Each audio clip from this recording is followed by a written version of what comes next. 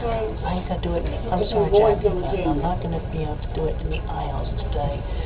What part of that want?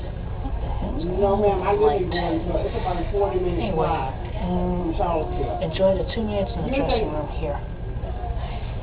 Yes, ma'am. That's actually located in Louis County. But they're between Charlottesville and Richmond. You're thinking about the store across right up the street where there's a Lowe's and a Walmart? When you pass Lowe's, start looking to your right, and you go to the last stoplight if you're coming from Fifth Avenue or the first, before you get to the first light, you get to the back.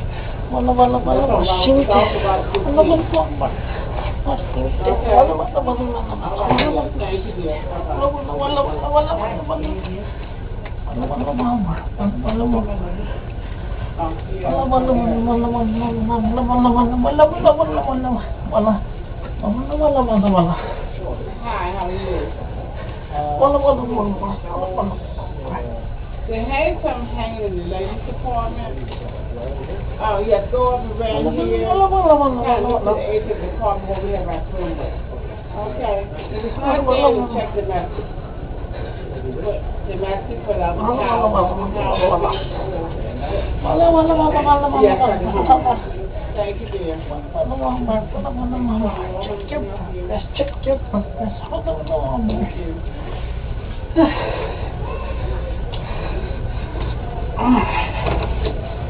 Oh, the things I do for love. I forgot the glitter. Check your progress. Check my progress. Hello. Now it's time for makeup tips. Picture me. Of course, I like to start by putting on some of the old foundation. I go with my own skin tone, of which was recommended to me by the woman who served me over at the makeup parlor known as Sephora. So yeah, take the little brush here and just put some right here and get part the majority of my face.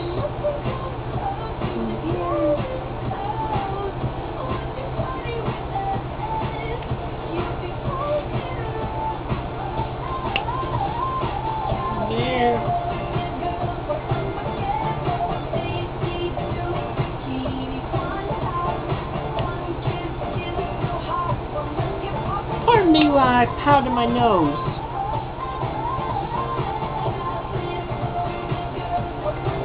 Definitely kills the shine, and you don't want a reflective nose.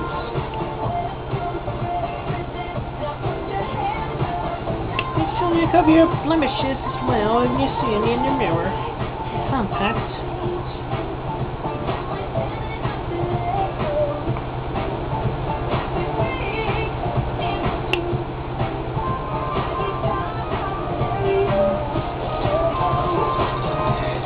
I should have turned that off. I didn't think.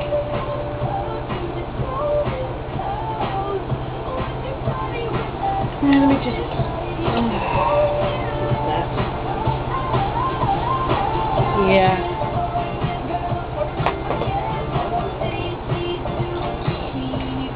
Make sure you blow the excess makeup away after you have completed that. What I might do is apply some mascara.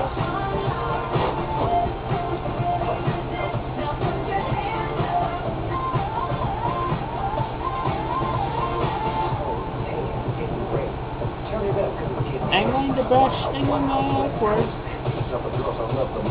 Keep an eye in the mirror.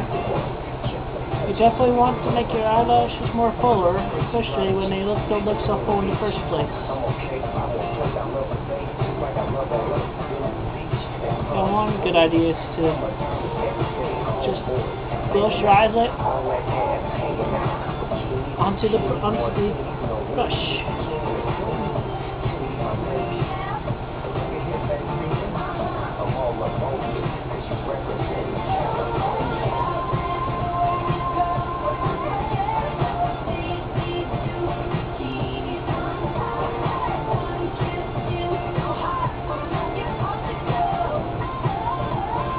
mainly like to focus on the upper eyelashes because the lower ones are more difficult to do, really, at least for me.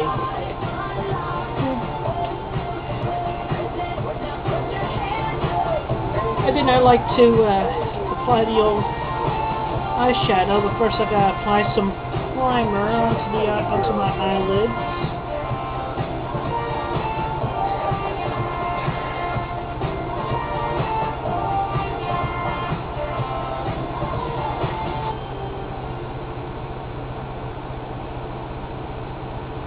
So,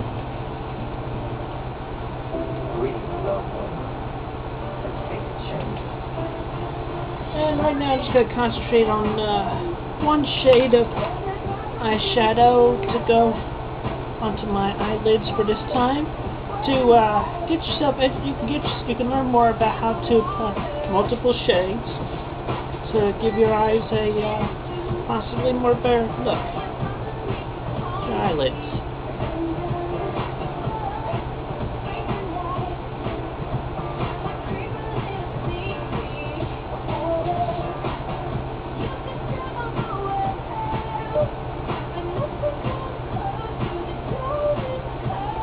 If you want more information on applying makeup, definitely go to your local makeup salon such as Sephora.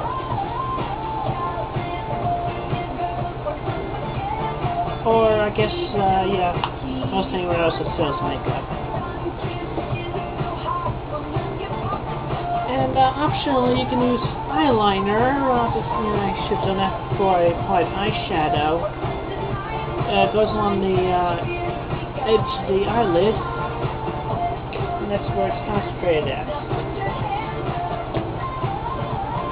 And lastly, I like to apply some lipstick. Oh, this is a no-brainer. Pulling out the palette.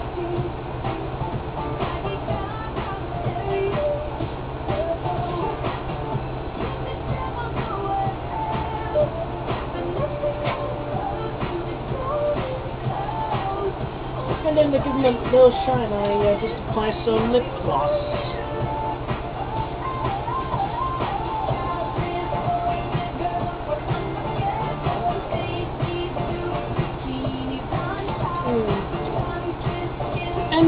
And that's pretty much a basic way of applying makeup. Tom Kaka sent ya. Hi, sweetheart. As I have told you in an email, I've written you a poem recently. I wrote it in my notebook. So I'm going to read it to you now. As soon as I get it right. On the finger adjustment. Yeah. Okay. Anyway. The Red-Maned Deer. From me. Written yesterday on the 11th. Came to me while I was waking up.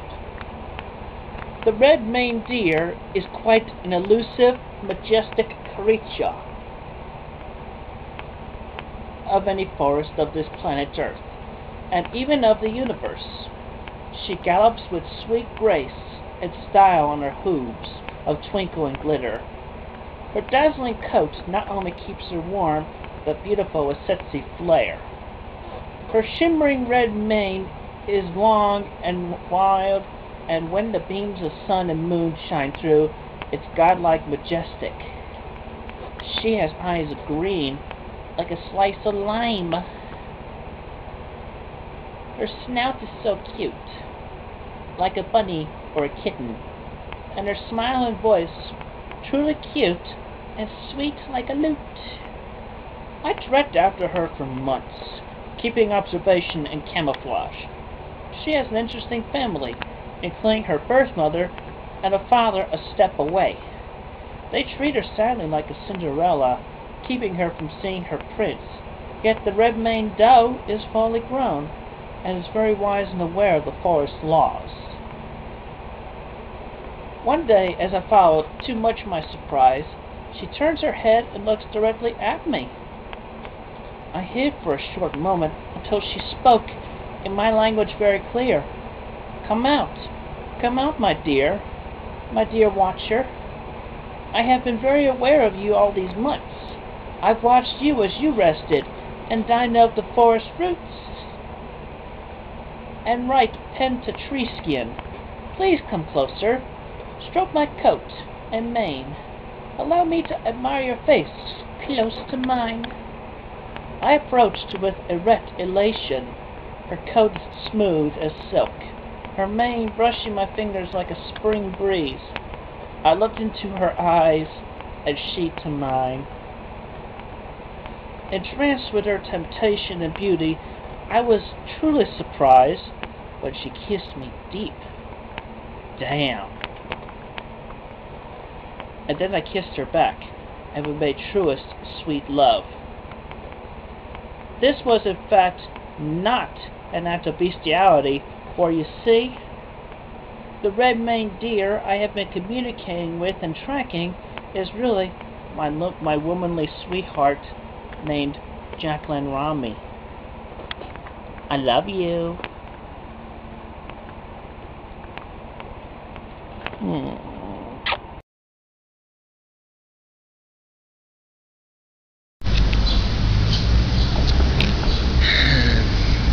Hello, Christian Chandler. This is Ahuvia Harrell from Philadelphia, PA. It's came to attention that you made a video about me, criticizing my and hundreds of thousands of other people's decision to transition gender. I'm going to have to tell you this pretty much straight. I'm not going to apologize to you and your family for your stupidity, for your ignorance, because you just don't deserve it from me. Chris, my decision to transition gender was not done in like one day. It has been nearly 10 years of debate. 10 years I struggled to figure out who I really am. And, you know, I tried, you know, being male for, you know, the better part of 24 years, and, you know, it didn't work. It just didn't work in the end. You know, you keep trying and keep trying. You end up just keep spinning out worn out wheels in the end. So I said to myself, you know what? I want to I need to transition. This is needed. If I'm gonna be able to be happy for the rest of my life. You know, I'm still early in the transition. I mean, I've only been on estrogen for a year now, and right now I don't really look like or sound like even I pass as either gender. And that's okay, Chris. And I'm happy. I'm happy. I'm happy to be Ahuvia Harrell. You, however, you're not happy being yourself. You can't be yourself. You keep being locked into this idea that, you know, it's the straight, heteronormative, male-female binary way you have to live, or it's no way at all. Let me tell you something. As someone who's a male-to-female transgender and who is pansexual, this means, Chris, I love everyone regardless of their gender identity. Gay, straight, bi, trans. I love everyone. That's something you are incapable of doing. Because you have shown the world you are incapable of tolerating these differences. You know, I am not repressed in areas of sexuality and gender, whereas you are if you continue your thinking that way. So, I don't know what to tell you, other than you need to change really, really bad. And thousands before me have said this. And you need to go out and see the world. And you need to leave Ruckersville, Charlottesville. You need to come here to Philadelphia and see how people are like here. And, you know, you need to get out of your room. That's all I gotta tell you. You need to get a job, you need to get out of your room, you need to see the world. And that's it.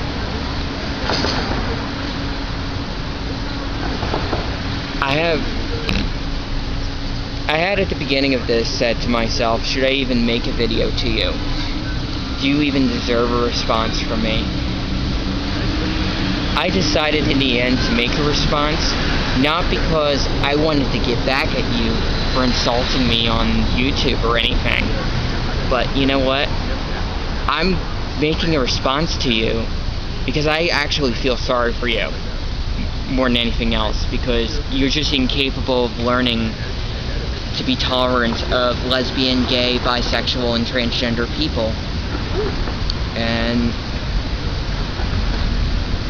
I feel so long as, you know, until in this country I won't be fired for being transgender or for my sexuality in any of these 50 states, I will make it my job to fight for LGBT rights.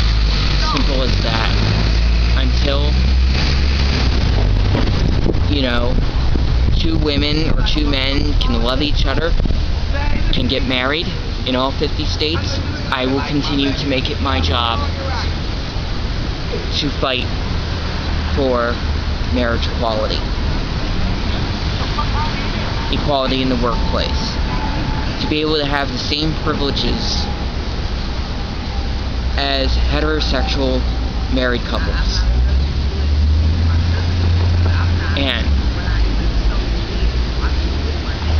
And until pay is equal between men and women, women still make 78 cents to every dollar a man makes. This is what you don't understand if you are a white male and privileged in this country. And you just need to know that. So, I do it. This transition, I do this for me because I want to be happy. I don't care what you think, what anyone thinks, what my town thinks, what my family thinks. I do what is best for me. I do what makes me happy. Hell, I had to leave a job of 8.5 years just so I can be happy and be able to transition. Sure, I may have taken some missteps early on, whatever. I don't give a shit. But guess what? I am a Huvia Harel. I am happy who I am. Chris, freedom is what you make it to be. Until you get out of that room, get a job, get your own place, see the world, you don't have it. And one last thing, I believe all people are equal. You know, I'm a socialist. Communist, actually, but, you know. I am, you know, I just believe all human beings are equal. And speaking to someone who still continues to not see that, it's my job to reach out to you and say these things to you and say, you need to get out of your parents' house, you need to get over your autism, you need to find a job. This is common sense I'm giving to you. You do what you want with it.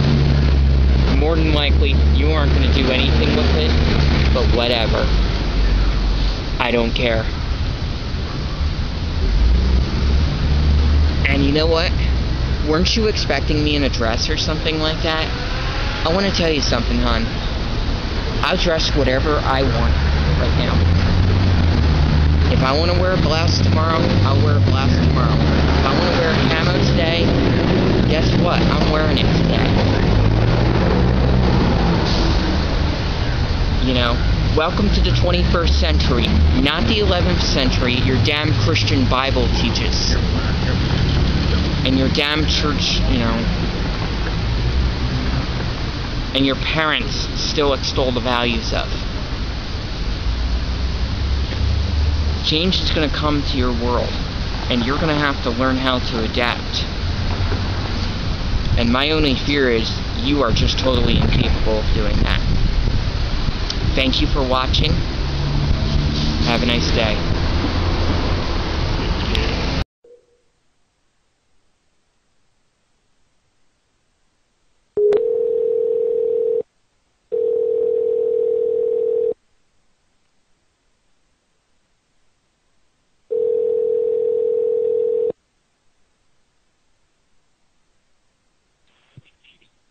Hello. Oh, good afternoon. Is this Miss Shoemaker? I beg your pardon. Is this Miss or Mrs. Shoemaker? Yes. Oh, thank you. Yes, my name is Dr. Perrin. I was appointed by the court to give an assessment of Chris's mental health. Have you been aware of any of this? No, I don't have any authorization to talk to anybody about this. Oh, well, he suggested that we give you a call. You've been his pastoral counselor for some time. Yeah, but I would have to see something in writing simply because I have been getting a lot of unauthorized phone calls. From the court or from this office? From people claiming to be part of all this. Well, sorry, did you say that you received a call from this number before? Because I did ask my secretary to try and reach you if she could. That may have been her.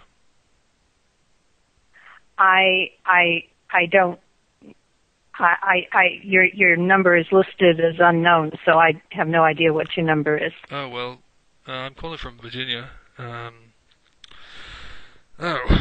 I suppose if you could fax an authorization, I'd be very happy to talk with you.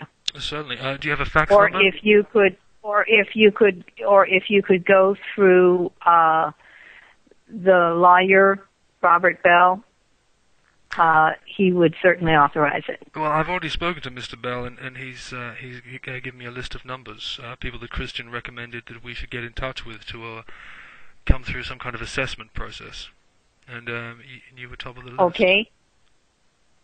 Have you spoken to? That would be fine. I just would either have to have something in writing, or I'd have to hear something from Mr. Bell himself, and that's just to protect Christian, because I've had police reports filed over the past 2 years around all of this because of misuse of my phone. Well, yes, I was made aware of everything that had been happening. Yeah. This was previous to the current case. Yeah, I can understand that. Yes.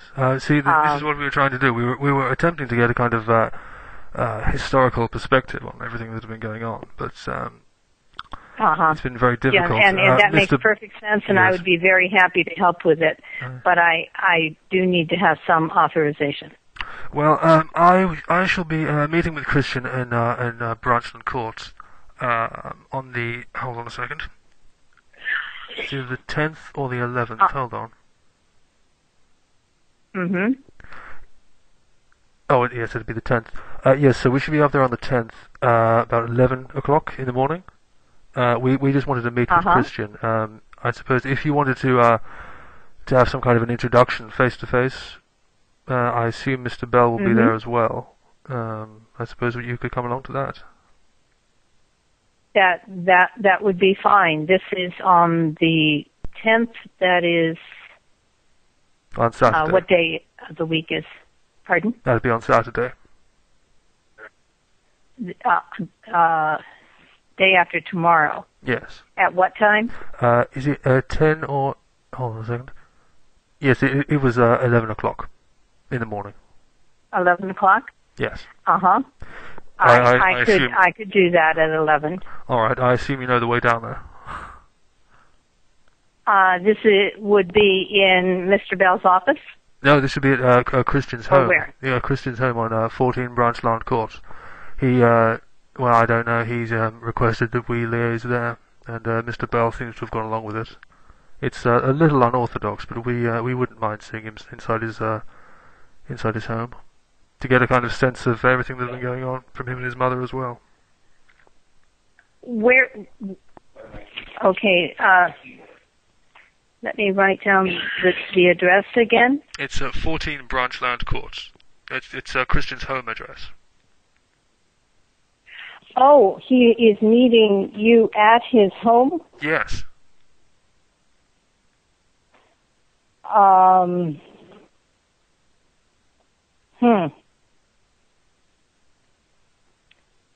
Like I said, it was a little unorthodox. It not only would be unorthodox, but I think you'll have a very difficult time getting anything done in that home. Well, simply because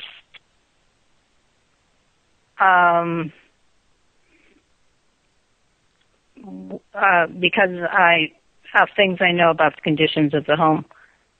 Well, that is not. It's not going to be a good place to meet. Well, this is again why personally I wouldn't have a problem with even seeing the address itself, to get a kind of understanding of the perspective from Christian's angle. At least that was the silver cloud in the lining that I was taking away from it. Like I said, it is rather unorthodox, but Christian requested it, and it may be prudent, I think.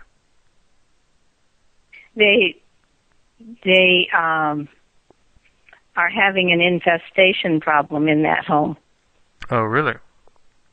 And yeah, and the health department has already visited there, and oh my goodness, it would probably not be a real wise place for you to go. Are they still living there, or have they taken up alternate accommodation?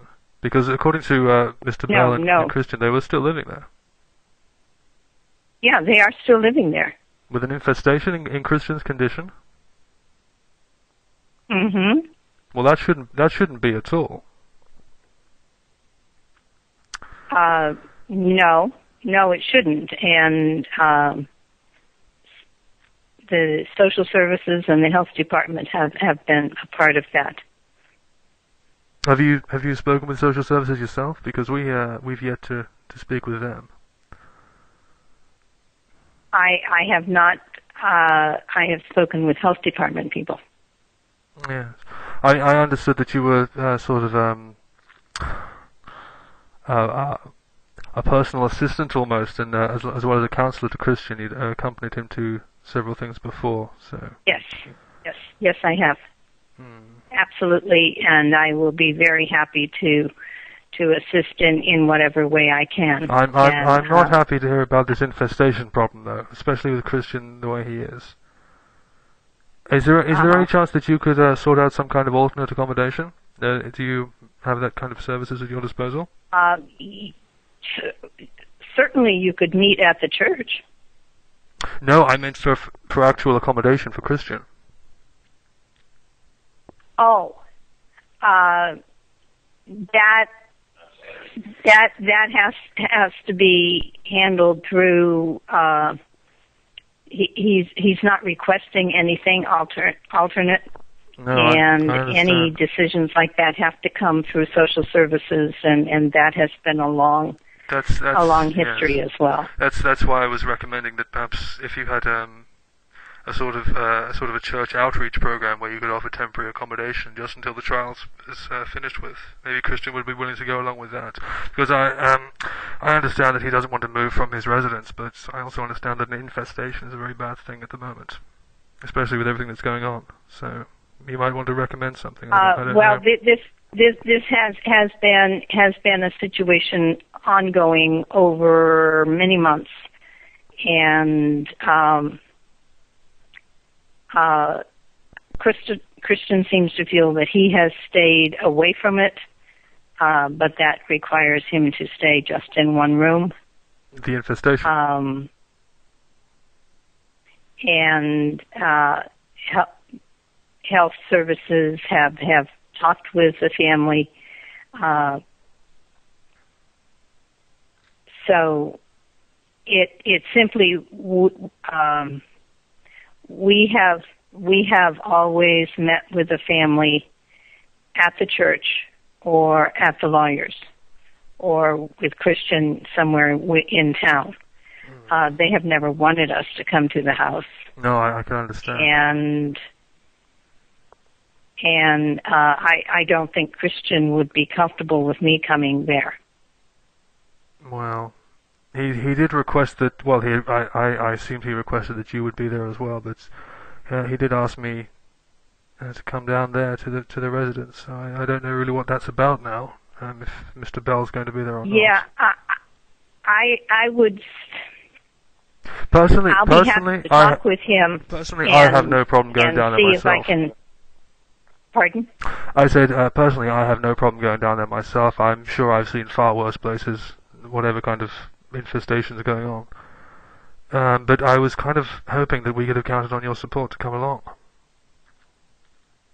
if only to sort of handle the introductions in a personal way with somebody that Christian already knows. Mm-hmm. Yeah. Let me talk with Christian and see if the same thing could be done at the church. All right. I'll tell you what. I'll ask my secretary to give you a call back, and we'll try and go from there. Okay. All right. Should be in about an hour or two. Okay. Because I've got to get get on. Can I off have your name again, please? This is Dr. Perrin. Perron.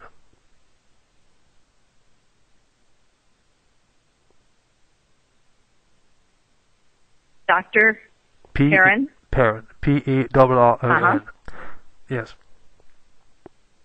Okay. So I'll ask them to give you a call back, and hopefully we can figure out what's going on before Saturday. Yeah.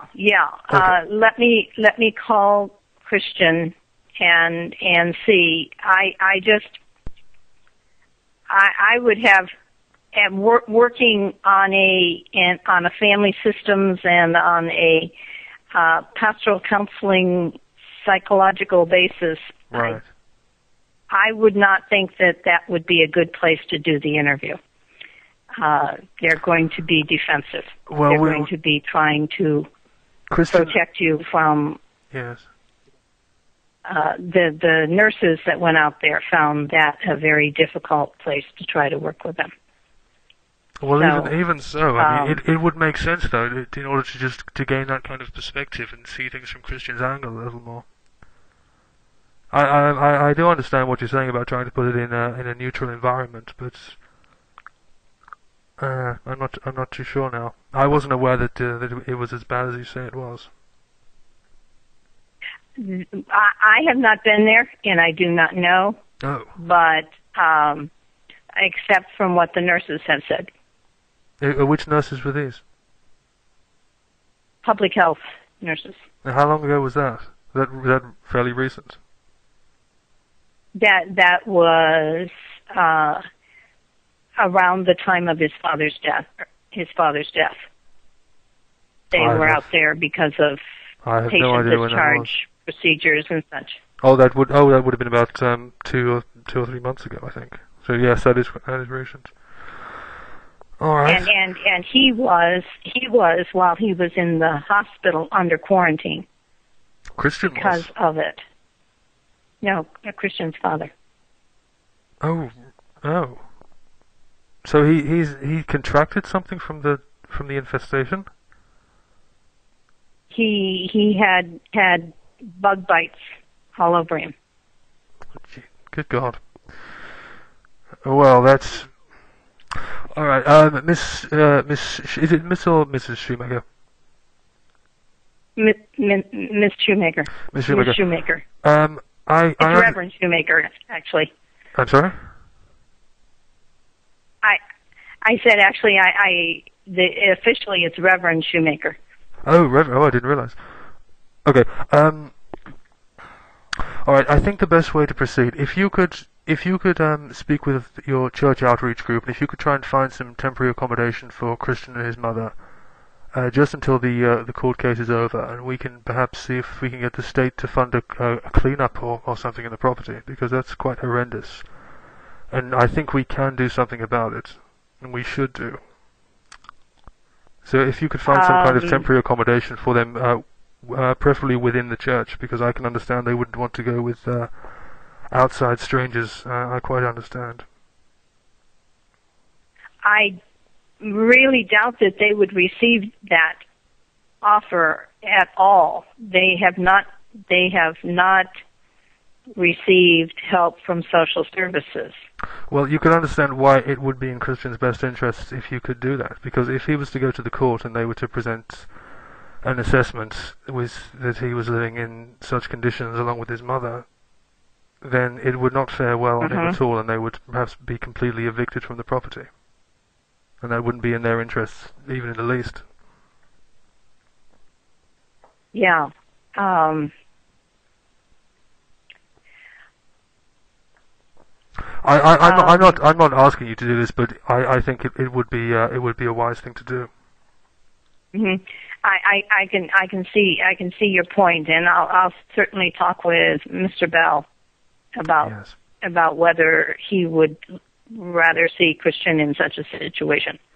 It wouldn't be permanent. It would only have to be temporary, just until the trial is done with, and we could perhaps fund a cleanup while they were in there, and they wouldn't have to end up paying for that. So perhaps we could do that. Anyway, I do have to be going off, but if you could call and speak with Christian, and I'll try and have somebody or possibly myself call you back in about 2 hours. Okay? About how many hours? About 2 hours. About 2 hours from now? Yes. Oh, you're going to be there to pick up? Yeah. I'll be up until 11. So yes. Okay. Yeah, I'm sorry about that. All right, I've got to be getting off, but thank you very much for speaking. Okay. Okay, thank you. Goodbye. God damn. I was not expecting any of that.